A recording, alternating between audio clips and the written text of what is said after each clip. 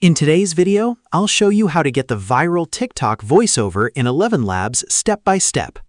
First, sign into your account and open the text-to-speech dashboard. Next, go to the voice library. Select a viral style voice such as Adam or David. Now choose the 11v3 model. Next, paste your TikTok script into the text box.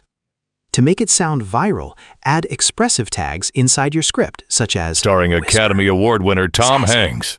excited, A beautiful day doubtful. in the neighborhood. Now Rated format PG. your script with short Parental guidance sentences suggested. and natural pauses. In theaters November 22nd. Next, open the voice settings. Adjust stability to a lower level for more expressive delivery. Keep clarity and similarity at a moderate to high level for clean audio. Now click Generate. Listen to the output.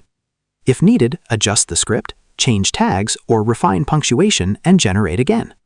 Once satisfied, click Download MP3. Now import the audio into a video editor like CapCut and sync it with your footage. And that's it. You've successfully created the viral TikTok voiceover in ElevenLabs. And that's how you get the viral TikTok voiceover in ElevenLabs.